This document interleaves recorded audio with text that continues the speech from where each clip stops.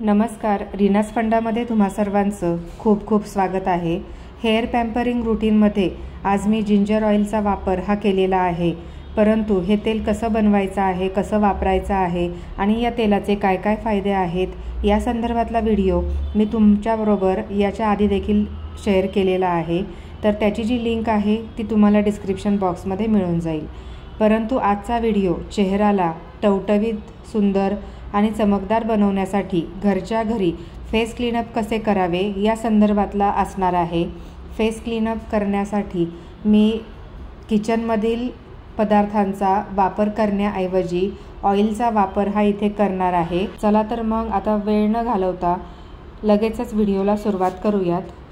सुंदर त्वचेसाठी आपण अनेक गोष्टी आणि महागडी उत्पादने वापरत असतो, पण घरात असणाऱ्या या गोष्टींचा वापर करून देखील आपण सुंदर त्वचा मिळवू शकतो।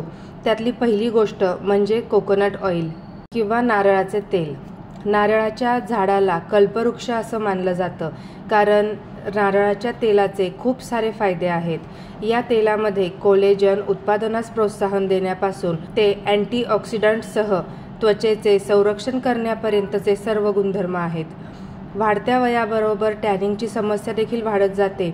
अशा वेळेस नारळाच्या तेलाने नियमित मसाज केल्यामुळे त्वचेची क्लिनिंग तर होतेच, पण त्याचबरोबर स्किनची आर्द्रता देखील टिकून राहते, कारण नारळाचे तेल उत्कृष्ट मॉइश्चरायझर म्हणून देखील काम करते। फेस क्लीनअपसाठी प्रत्येक वेळेस आपल्याला वेगवेगळ्या किचनमधल्या पदार्थांची गरज असते, परंतु प्रत्येकाच्या घरात त्या वस्तू किंवा ते पदार्थ अवेलेबल असतीलच असे नाही। परंतु कोकोनट ऑइल हे मात्र प्रत्येकाच्या घरामध्ये अवेलेबल असतेच, कारण केसांच्या संरक्षणासाठी अगदी पिढ्यानपिढ्या कोकोनट ऑइल हे वापरत आपण आलेलो आहोत।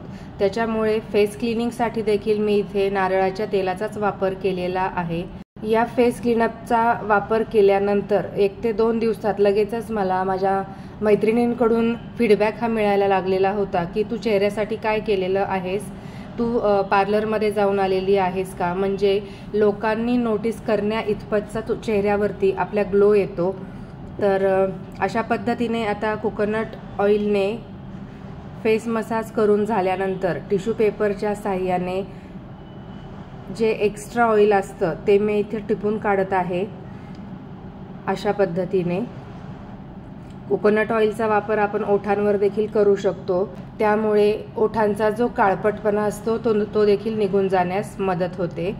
त्याचबरोबर नारळाचं तेल हे मेकअप रिमूव्हलसाठी देखील वापरलं जातं, ज्याच्यामुळे आपल्या स्किनचं डीप क्लिनिंग देखील होतं आणि चेहऱ्यामध्ये जे नैसर्गिक ऑइल असतं त्याला हानी पोहोचत नाही।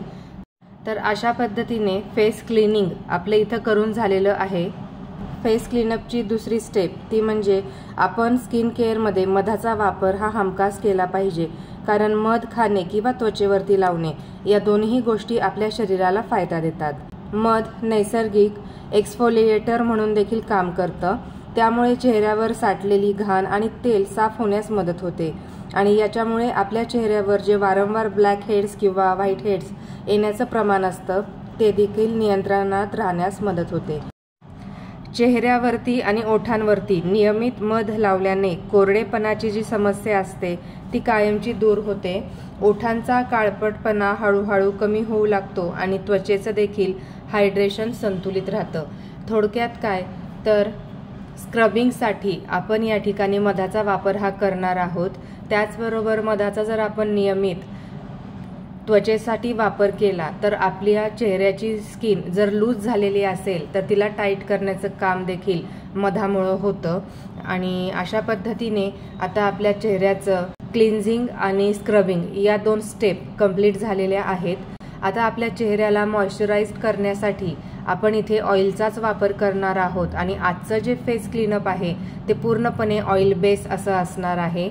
तर अशा पद्धतीने मधाचा वापर करून झाल्यानंतर डोळ्यांच्या भोवती, डोळ्यांच्या वरती आणि बाजूला थोडे आपण स्ट्रोक द्यायचे आहेत, जेणेकरून तिथे असणाऱ्या ज्या सुरकुत्या असतात त्या हळूहळू कमी व्हायला मदत होते।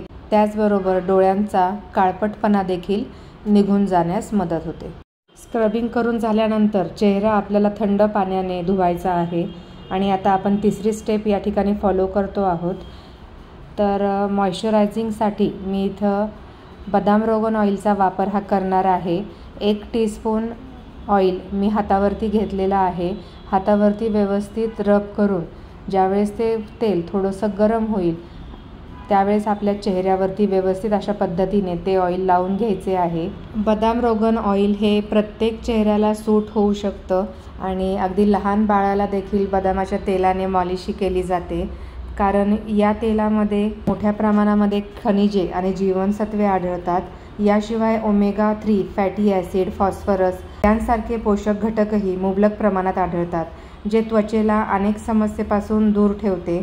बदामाचे तेल त्वचेवर लावल्याने सुरकुत्या आणि डाग देखील कमी व्हायला मदत होते। बदामाचे तेल हे कसे आणि कोणत्या वेळी लावावे हे देखील जाणून घेणं तेवढंच महत्त्वाचं असतं, कारण जर तेल योग्य पद्धतीने तुम्ही वापरलं तरच त्याचे बरेचसे फायदे हे तुम्हाला मिळू शकतात।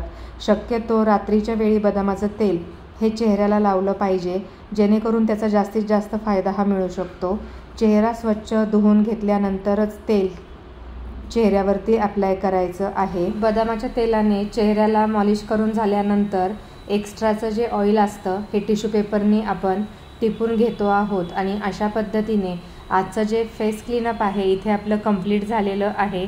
आणि याच्यानंतर आता आपण फेस वॉश हा करून घेणार आहोत। फेस वॉश करण्यासाठी थंड पाण्याचा वापर इथे मी केलेला आहे, फेस वॉश लावण्याची गरज नाही। आणि त्याच्यानंतर ॲलोवेरा जेल जे असतं आपलं ते आपण चेहऱ्यावरती लावून घेऊयात, जेणेकरून आपली जी स्किन डीप अशी क्लीन झालेली आहे त्याच्यावरती डस्ट किंवा पोल्युशन हे बसता कामा नये। आणि अशा पद्धतीने फेस क्लीनअप आपलं इथं करून झालेला आहे। याचा जो फायनल लुक आहे तो तुमच्याबरोबर इथे मी शेअर करते आहे। आणि तुम्ही इथे बघू शकता स्किन एकदम नितळ अशी झालेली आहे, उजळ झालेली आहे, चेहऱ्यावरती ग्लो तुम्हाला दिसत असेल। तर माझा आजचा व्हिडिओ तुम्हाला कसा वाटला कमेंटमध्ये मला नक्की कळवा। चला तर मग आता आपण भेटूयात नेक्स्ट व्हिडिओमध्ये, तोपर्यंत धन्यवाद।